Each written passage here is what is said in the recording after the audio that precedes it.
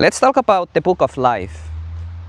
What does it mean to have your name written in the Book of Life? What do you guys think it means? What is the Book of Life, first of all? I bet if you go online you get all kinds of like fancy explanations.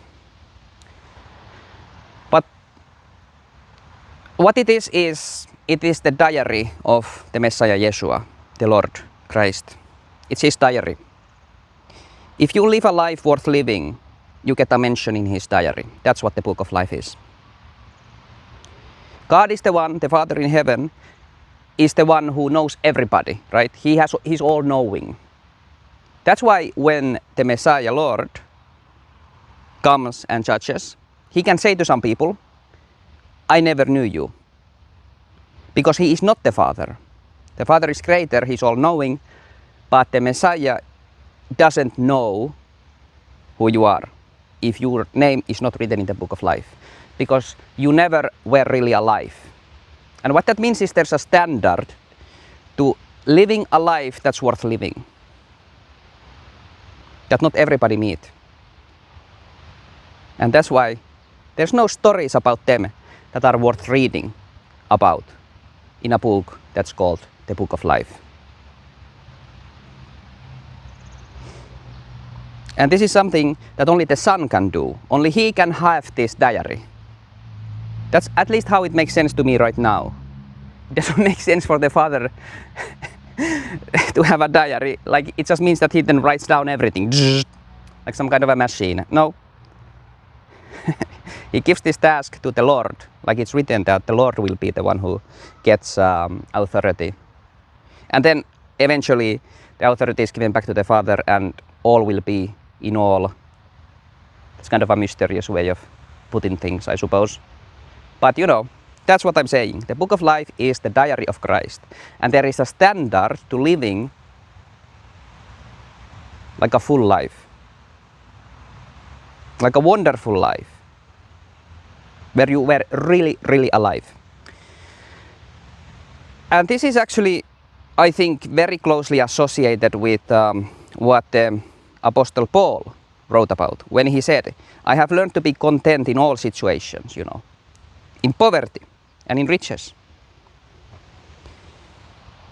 This is something that the worldly people, who, you know, supposed to, in the eyes of the world, are living like the greatest, most amazing lives full of like celebrities and money and riches and, you know, adventure, wealth.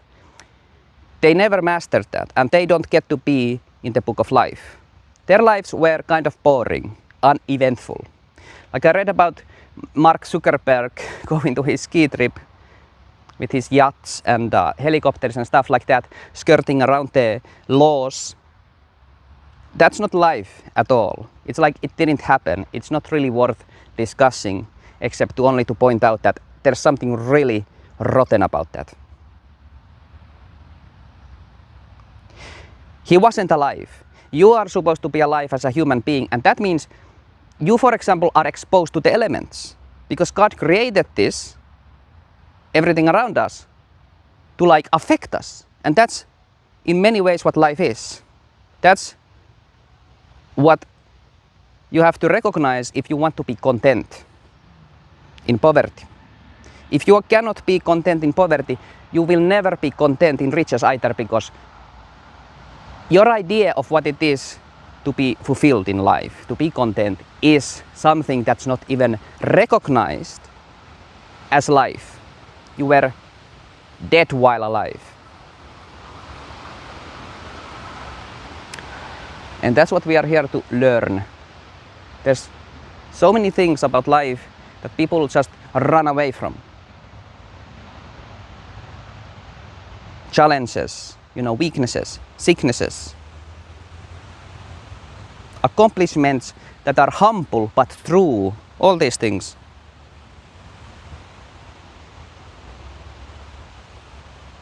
It's like this powerful message from God of hope that no matter where you are, you can be alive and there's nothing regrettable about who you are and what you're doing.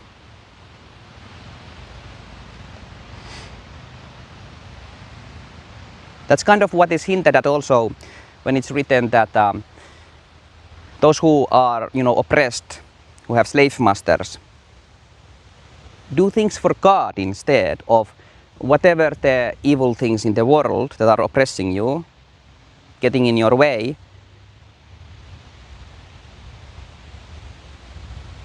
Instead of serving them, you're serving God. It is to God you're giving service. I think that's how it's put. So there's this free way of being above it all. Like the Father, like God, when he hovered over the waters in the very beginning.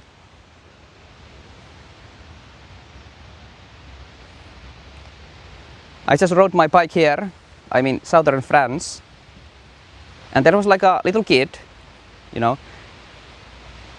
with his dad, and I think like their daughter or something. They walked here, and the kid started to chase me, and then the dad started to chase this little kid, and I looked back, and like, what's this? And then I stopped here, and the kid came over and touched my bike. Like, he wanted to touch my bike for some reason, okay? He did something that's alive. He wasn't put in his pen the way most people are when they have this desire to do something, even harmless.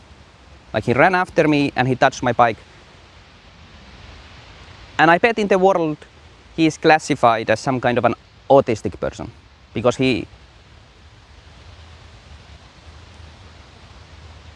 lived in a way that overpowers certain limitations that we have and that we carry inside ourselves, in our hearts, non-stop. And it's so unusual when it happens. Like, even to me, even though I am somebody who is seeking the full life, I have an idea what it's gonna be. God willing, it will even be better. Somebody who is seeking life, even I'm like taken aback a little bit when something like that happens. That's so like unusual. Like, it's like you return to the present moment and you start to notice and pay attention, like, what's going on here? Well, I was in my own like little thoughts.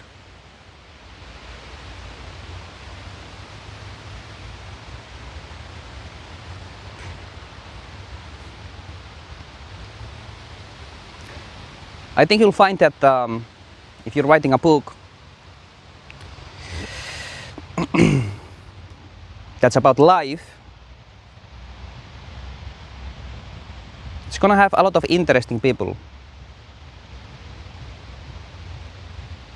And that means the ones who are dead while alive don't get a mention, but that little child might.